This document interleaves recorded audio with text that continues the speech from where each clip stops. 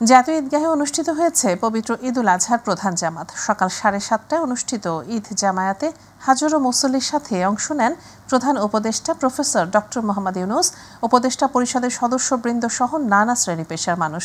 নামাজ শেষে মোনাজাতে দেশের শান্তি সমৃদ্ধির পাশাপাশি মুসলিম কওম ও পৃথিবীর মানুষের কল্যাণের জন্য দোয়া করা হয়। মাহবুব সৈকতের রিপোর্ট। পবিত্র ঈদুল আজহার জামাতে অংশ নিতে রাজধানীর হাইকোর্ট সংলগ্ন জাতীয় ঈদগাহ মাঠে বিভিন্ন স্থান থেকে ছুটে আসেন হাজারো ধর্মপ্রাণ মুসল্লি। দিনটির তাৎপর্য তুলে ধরে নামাজের আগে সমবেত মুসল্লিদের দিক নির্দেশনা দেন জাতীয় মসজিদের খতিব। নির্ধারিত সময় সকাল 7:30 অনুষ্ঠিত হয় জামাত। হাজারো মুসল্লির সাথে এতে অংশ নেন প্রধান উপদেষ্টা প্রফেসর ডক্টর মোহাম্মদ ইউনুস। নামাজ এবং খুতবা শেষে মোনাজাতে দেশ ও জাতির সমৃদ্ধি এবং শান্তির জন্য দোয়া করা হয়। মোনাজাতের পর মধুর সেই দৃশ্য। বাবা মার জন্য দোয়া করলাম, দাদা দাদির জন্য দোয়া করলাম, আমি সবাইকে দোয়া করছি। সব সময় মসজিদে পড়া হয়, প্রথমবার ঈদগাহে পড়লাম, অনেক ভালো। অনেকেই প্রথমবারের মতো ঈদগাহে এসে জামাত আদায় করতে পেরে আপ্লুত। ব্যবস্থাপনা নিয়েও সন্তোষ প্রকাশ করেন মুসল্লিরা। ঈদুল আজহার জামাত আদায় করেছি, অত্যন্ত চমৎকার ছিল পরিবেশ, খুবই সুন্দর নিরাপত্তাভাবে মানুষ চলতেছে। নারীদের জন্য বরাবরের মতো ছিল আলাদা ব্যবস্থা। সবার সাথে জামাতে অংশ নিতে পেরে খুশি ছিলেন তারাও। আমি ছোটবেলা থেকে এ পর্যন্ত এই ফার্স্ট ঈদের নামাজ পড়লাম। আজকে দিবস উপলক্ষে হলেও একদিন এক কাতারে নামাজ পড়া উচিত, ভিতরে অনেক শান্তি লাগে। আমাদের নিরাপত্তার ব্যাপারে এখানে র্যাব আছে, আর্মিরাও আছে, দেখতে পাচ্ছি। পবিত্র এই দিনেও ফিলিস্তিনের মুসলমানদের উপর বর্বর ইসরায়েলি বাহিনীর হামলায় ব্যথিত হন সবাই। একই সাথে মুসলিম বিশ্বের ভূমিকা নিয়েও অসন্তোষ ছিল মানবতাবাদী প্রত্যেকের মনে। ফিলিস্তিনি মানুষের যে কষ্ট, গাজার মানুষের যে কষ্ট, এটা আমরা মর্ম অনুভব করতেছি। ফিলিস্তিন সুন্দর এবং যাতে নিরাপদ একটা দেশ পায় তারা, সেটাই হচ্ছে প্রত্যাশা। ত্যাগের অমীয় বাণী নিয়ে প্রতিবছর মুসলিম উম্মার কাছে ফিরে ফিরে আসে পবিত্র ঈদুল আজহা। হযরত ইব্রাহিম আলাইহিসসালাম এবং ইসমাইল আলাইহিসসালামের স্মৃতি বিজড়িত এই দিনে ঈদগাহে এসে লাখো মুসল্লি নতুন করে দীক্ষা নেন ভোগ নয়, ত্যাগী শান্তি এবং ত্যাগের মাধ্যমেই অর্জিত হতে পারে মহান আল্লাহর সন্তুষ্টি এবং নৈকট্য লাভ।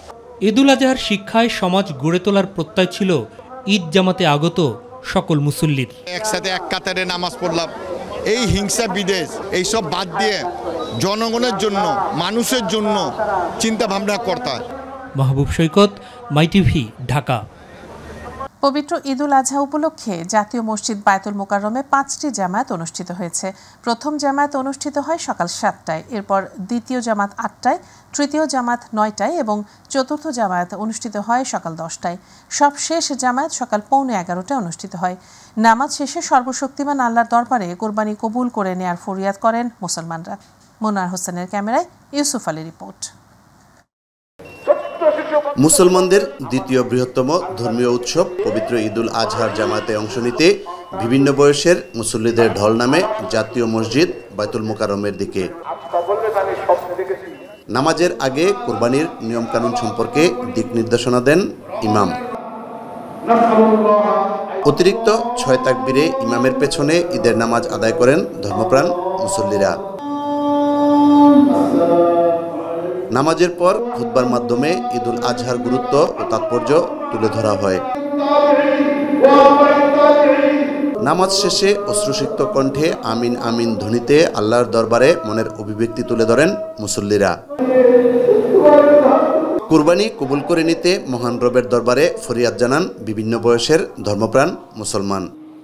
যে পশুত্ব রয়েছে তার কোরবানি করে আমরা প্রকৃত অর্থে আল্লাহর ভয় নিজের মধ্যে ধারণ করে আমরা যেন আল্লাহর সন্তুষ্টি অর্জনের উপযোগী করতে পারি নিজেদেরকে, সেই চেতনা নিয়ে আমরা ঈদুল আজহা পালন করে থাকি। কোরবানি হলো ইব্রাহিম আলাইহিস সালাম এবং ইসমাইল আলাইহিস সালামের স্মৃতি বিজড়িত দিন। এই কোরবানিতে আমরা দোয়া করছি সবাই যাতে মিলে থাকতে পারি, মিলেমিশে থাকতে পারি এবং আমাদের রাষ্ট্র যাতে সুন্দরভাবে পরিচালনা হয়, আমরা এই দোয়া আল্লাহ পাকের কাছে করেছি। মানুষ যেভাবে ইসলামের উপরে থাকতে পারে, আল্লাহর ইবাদত করতে পারে, সেজন্য সকলের কাছে আল্লাহর কাছে দোয়া করি, সকলের জন্য সবাই একসাথে বসবাস করতে পারি, শান্তি সৌহার্দ্য সম্প্রীতির সাথে আমরা ভাই ভাই হিসেবে চলতে পারি। সমগ্র দেশবাসীকে পবিত্র ঈদুল আজহার শুভেচ্ছা। ঈদ মুবারক। পাশাপাশি সমগ্র বিশ্বে শান্তি প্রতিষ্ঠার রহমত দান করতে আকুতি ছিল মহান সৃষ্টিকর্তার দরবারে। ঈদ খুশির, ঈদ আনন্দের। এই আনন্দ শুধু কুরবানির পশু জবাইয়ের মাধ্যমে নয়, ত্যাগের মহিমায় উদ্ভাসিত হয়ে মনের পশুত্ব জবাইয়ের মাধ্যমে এই আনন্দ বিরাজ করুক সর্বস্তরে, এমনটাই প্রত্যাশা অগণিত ধর্মপ্রাণ মুসলমানের। ইউসুফ আলী, মাই টিভি, ঢাকা। রাজধানী 2 সিটি কর্পোরেশনের কোরবানির বর্জ্য অপসারণের মাঠে নেমেছে প্রায় 20,000 কর্মী। দিনের মধ্যেই 80% কাজ সম্পন্ন করার আশ্বাস দিয়েছে সংশ্লিষ্ট কর্তৃপক্ষ। দুপুরে ঢাকার 2 সিটি কর্পোরেশনের কোরবানির বর্জ্য দ্রুত অপসারণ কার্যক্রম উদ্বোধন করেন স্থানীয় সরকার উপদেষ্টা আসিফ মাহমুদ সজীব ভুইয়া। তিনি বলেন, যথাস্থানে কোরবানি দেয়া গেলে বর্জ্য অপসারণ দ্রুত সম্ভব হতো। দুজন প্রশাসক যে কমিটমেন্ট দিলেন যে আজকের মধ্যেই সিংহভাগ পরিচ্ছন্নতা করা সম্ভব হবে। এখন মানুষের বিহেভিয়ারাল কিছু চেঞ্জ আসছে এবং পজিটিভ চেঞ্জ আসছে, যে মানুষ নিজেই বর্জ্যটা আমাদের জন্য প্রস্তুত করে রাখছেন যাতে করে আমরা সেখান থেকে নিয়ে আসতে পারি। ডিসেম্বরে নির্বাচন আয়োজন সম্ভব। এপ্রিল মাস বাংলাদেশের নির্বাচন আয়োজনের জন্য সঠিক সময় নয় বলে জানিয়েছেন বিএনপি মহাসচিব মির্জা ফখরুল ইসলাম আলমগীর। সকালে দলের প্রতিষ্ঠাতার সাবেক রাষ্ট্রপতি জিয়াউর রহমানের সমাধিতে শ্রদ্ধা জানিয়ে তিনি একথা বলেন। আর চট্টগ্রামে দলের স্থায়ী কমিটির সদস্য আমির খুসরু মাহমুদ চৌধুরী বলেছেন, নতুন বাংলাদেশ গড়তে সবাইকে ঐক্যবদ্ধ থাকতে হবে। ডিসেম্বরের মধ্যে এই নির্বাচন চেয়েছিলাম, জনগণের প্রত্যাশাও তাই ছিল। প্রত্যাশা জনগণের পূরণ হয়নি এবং যে সময়টি নির্ধারণ করা হয়েছে সময়টি বাংলাদেশের নির্বাচনের জন্য সঠিক সময় নয়। আমরা মনে করি যে ডিসেম্বরেই নির্বাচন হওয়া সম্ভব এবং সেটাই জাতির জন্য সবচেয়ে উপযোগী হবে। জামায়াতে ইসলামের আমির ডাক্তার শফিকুর রহমান বলেছেন, দেশের চলমান সংকট শেষ হওয়া দরকার। একটি অর্থবহ নির্বাচন সবার দীর্ঘদিনের আকাঙ্ক্ষা। সকালে মৌলভীবাজারের কুলাউড়ার ভাটেরা ইউনিয়নের তুলাপুর ঈদগাহ ময়দানে নামাজ শেষে সাংবাদিকদের তিনি একথা বলেন।